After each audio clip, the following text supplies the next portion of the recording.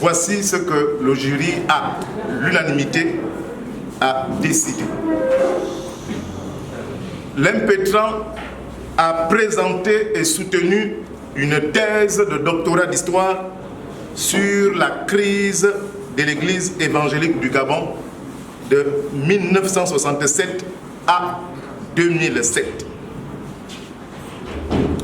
Le jury a apprécié la pertinence de l'objet d'étude, sa problématisation, l'importante collecte des données de première main, la bonne qualité rédactionnelle et la contribution dans la connaissance de l'histoire religieuse du Gabon. Toutefois, il déplore quelques insuffisances d'ordre méthodologique. En conséquence, après délibération, le jury accepte la thèse de l'impétrant, lui attribue la mention très honorable avec félicitations du jury à l'unanimité. Apport important, parce qu'au départ, le jeune était un politiste. Il a fallu progressivement le transformer en historien des faits sociaux. Cette transmutation qu'il a réussi, cette transmutation se termine aujourd'hui par l'obtention de sa thèse avec les félicitations du jury. Donc c'est un brillant étudiant qui a beaucoup travaillé et tout le jury est heureux et c'est à l'unanimité que nous avons accepté de lui décerner cette mention. Une importance majeure parce que jusqu'à présent, l'Église évangélique n'avait pas de travaux de recherche qui lui étaient décernés. C'est la thèse de l'impétrant Mongo est donc la toute première sur l'Église et la crise qui a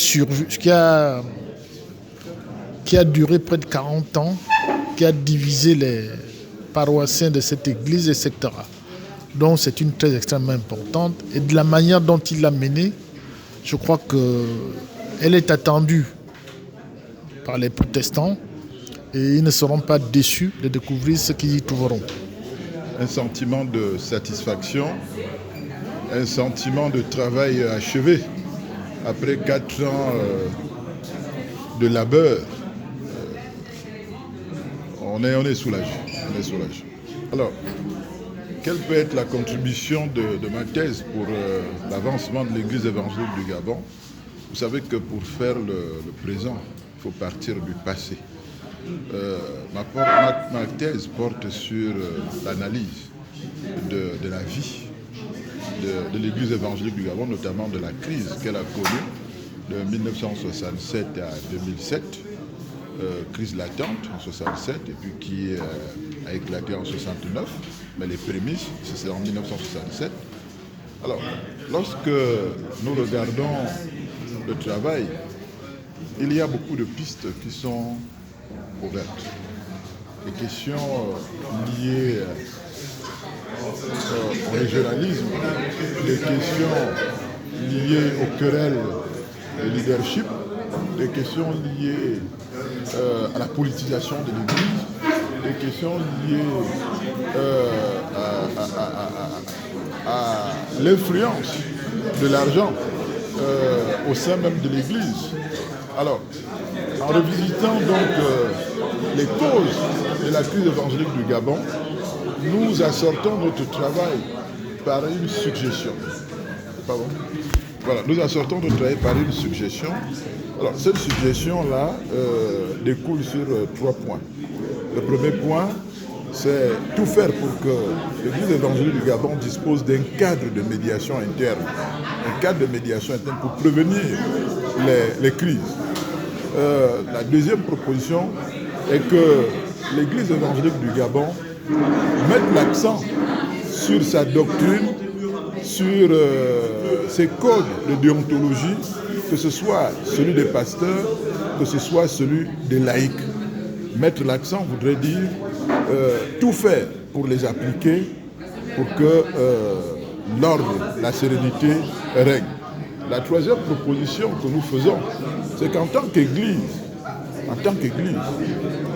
l'Église évangélique du Gabon doit se doter d'une réelle culture biblique. Vivre selon les Écritures, ça ne devrait pas être un vain mot, ni pour les pasteurs, ni pour les laïcs. Ça devrait être une culture enracinée dans les habitudes, dans les usages.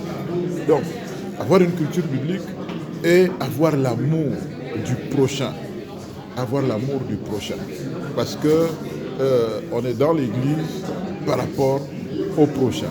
Et Dieu nous invite à tendre la main au prochain. Voilà les trois propositions que nous faisons pour que l'Église évangélique du Gabon ne succombe pas demain à la crise. Ce ne sont pas certainement les seules propositions qu'on peut faire. Il y a bien d'autres qu'on peut envisager.